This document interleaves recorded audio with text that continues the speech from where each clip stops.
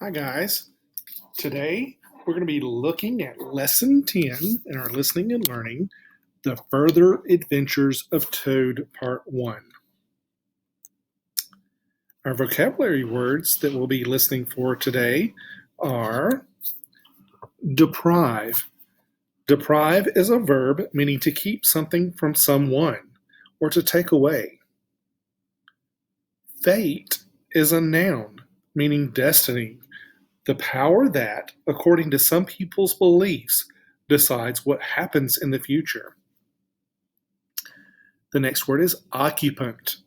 It's a noun, meaning a person or thing that inhabits or lives in a particular place.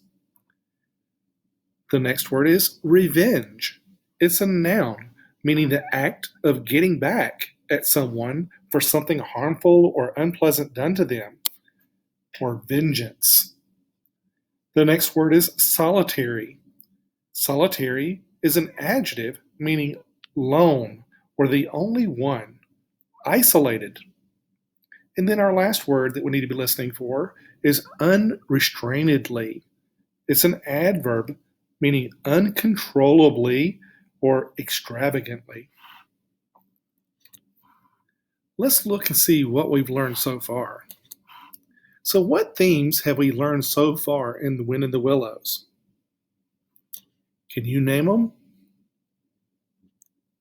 We have friendship or loyalty. We've talked about hospitality, responsibility, and irresponsibility. We've heard many different examples of these throughout the chapters of the book so far. In the previous lesson, we learned more about the theme of irresponsibility. So, what word is an antonym or opposite of the word irresponsibility? Do you think that Toad is responsible or irresponsible? So, if you think Toad is responsible or irresponsible, you may think about the saying that one rotten apple spoils the whole barrel, in reference to Toad and his irresponsible ways. Where were we in the story at the end of the last read aloud? Do you remember Toad being in disguise? So let's think about that for a minute. What is disguise? It's like a costume that is used so that no one knows who you are. So can you think of any situations where a disguise would be helpful or harmful? Do you think Toad's disguise was helpful or harmful to himself or to others? Toad has fooled many people disguised as a washerwoman. Do you think he's going to continue to fool people? Or do you think he will gain a sense of responsibility? Or will he continue to be irresponsible?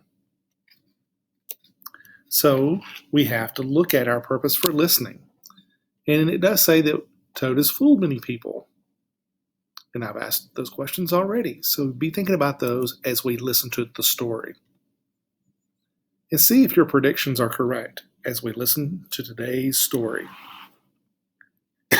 Excuse me. Toad in the woods, still in disguise. The front door of the hollow tree faced eastward, so Toad was woken up at an early hour. The bright sunlight was streaming in on him, and his toes were exceedingly cold. Just before he woke up, he had been dreaming that he was at home in bed on a cold winter's night.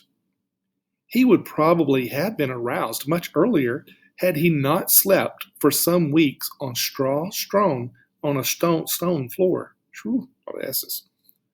Sitting up, he rubbed his eyes first and his complaining toes next, wondered for a moment where he was, then, with a leap of the heart, remembered everything.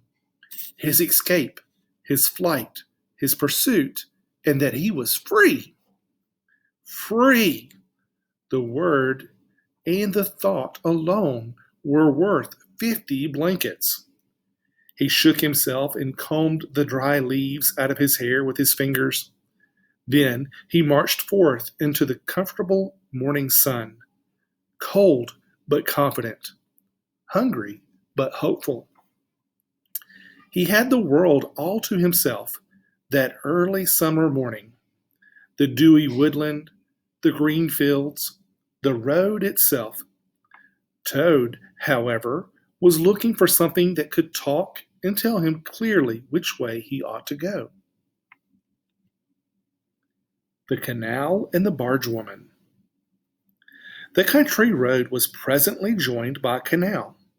Toad, having traveled fairly extensively, knew that both the road and the canal were coming from somewhere and going to somewhere. "That's a fact, Toad, my boy," he proclaimed confidently as he marched along by the water's edge. Round a bend in the canal came plodding a solitary horse. From a rope attached to his collar stretched a long, taut line. Toad let the horse pass him. With a pleasant swirl of quiet water, a barge slid up alongside of him. The barge's brightly painted gunwale was level with the towing path, and its sole occupant was a large woman wearing a sunbonnet. The gunwale is the top edge around the deck of a boat. "A nice morning, ma'am," she remarked to Toad as she drew up level with him. "I dare say it is, ma'am," responded Toad politely as he walked along the towpath abreast of her. "I dare say it is a nice morning to them that's not in trouble like what I am. Here's my married daughter. She asked me to come to her at once, so off I comes, not knowing what may be happening, but fearing the worst. And I've left my business to look after itself. I'm in the laundrying line, and I've left my young children too.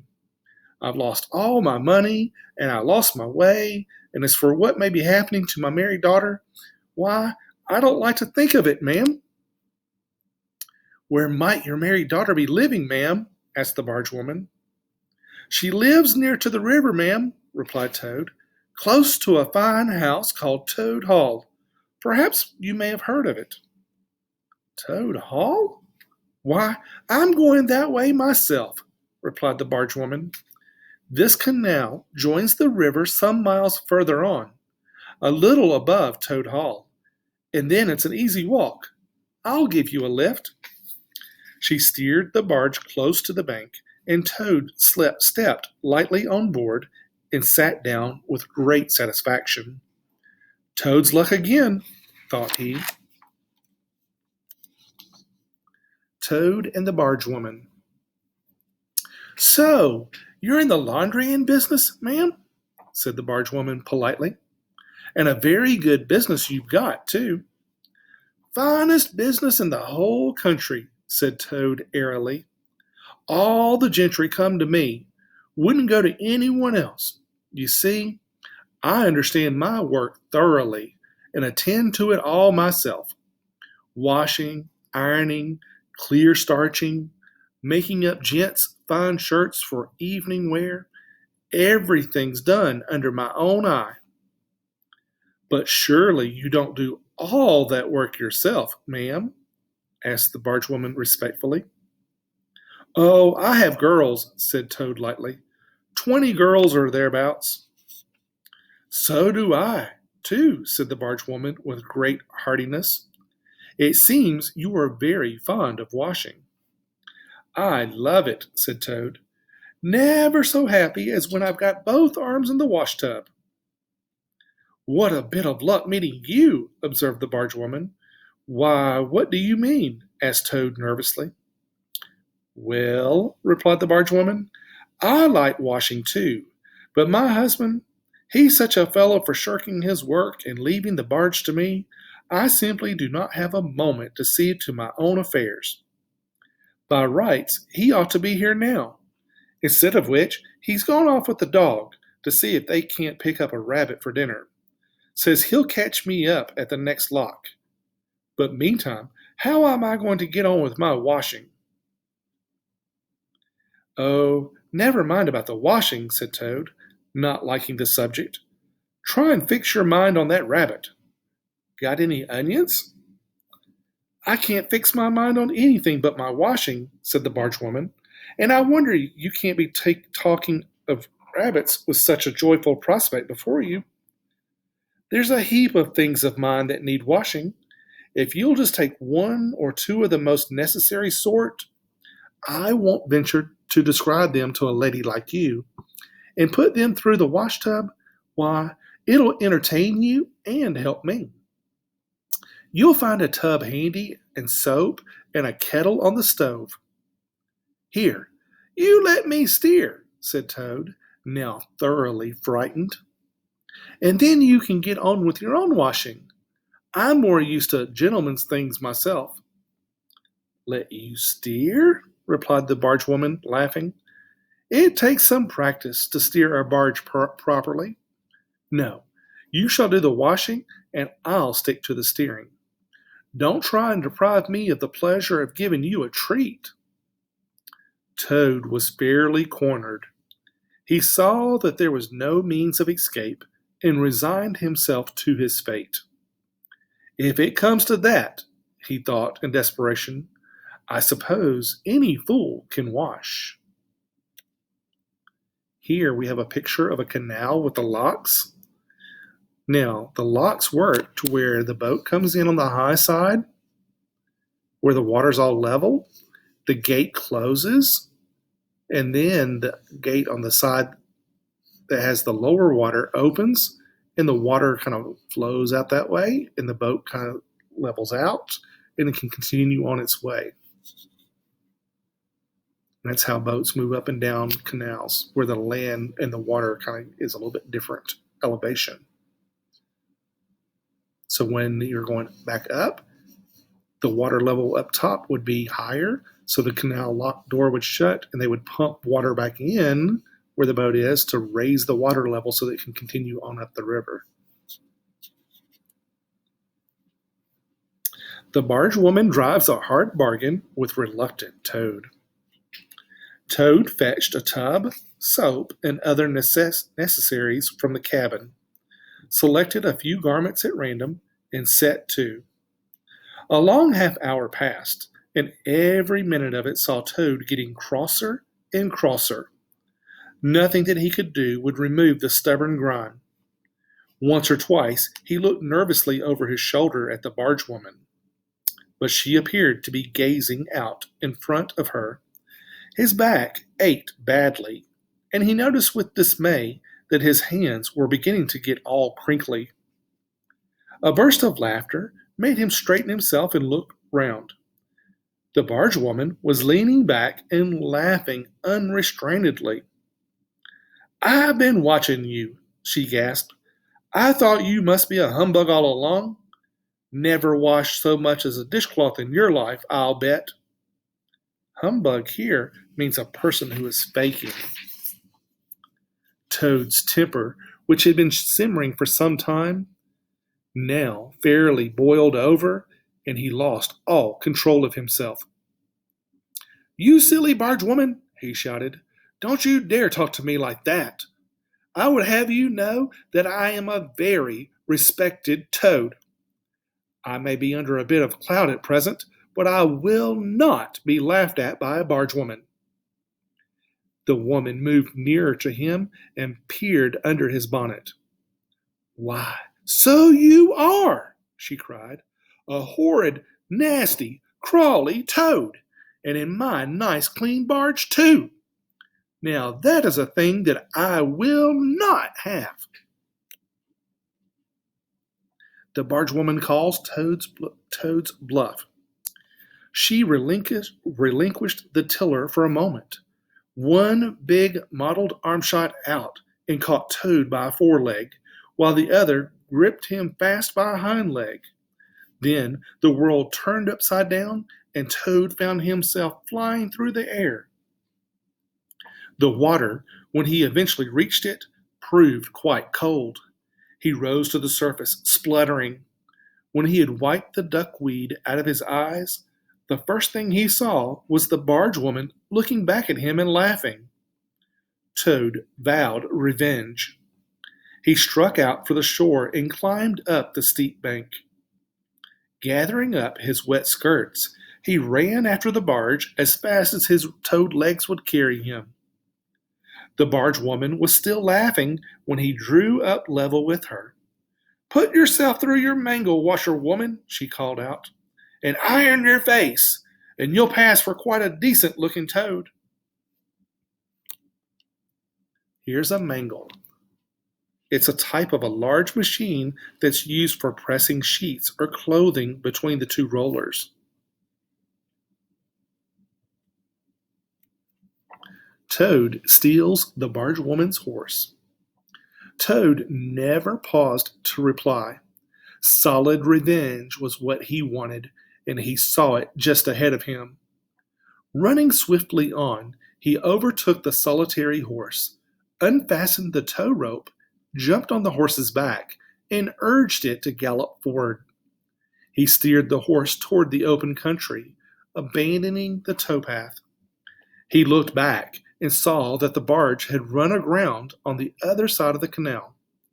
Toad laughed aloud as he continued to spur the horse onward. The barge horse was not capable of galloping about the countryside, and its gallop soon subsided into an easy walk. But Toad was quite contented with this, knowing that the barge was not moving at all. Why do you think Toad is feeling contented?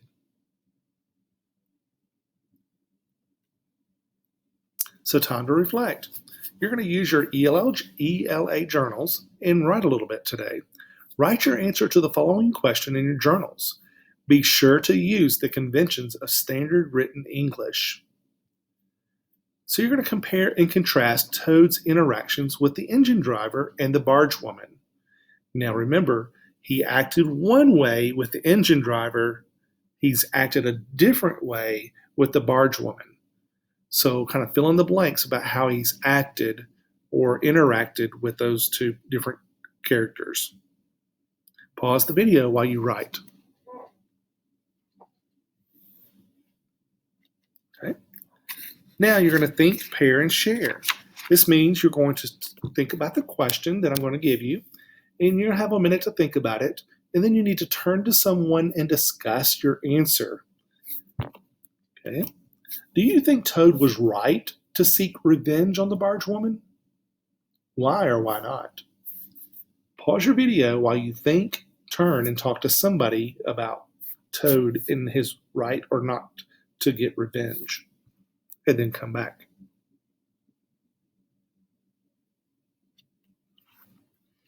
Our word for today is deprive.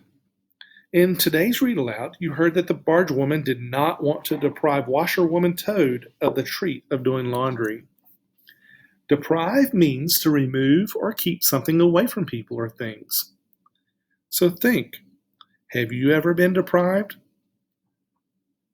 Have you ever been deprived of something? Or have you ever deprived someone of something else? You can use deprive in the sentence. I was once deprived of, and then you fill in the rest of it. But make sure to use the word deprived in your sentence. So what part of speech is the word deprive?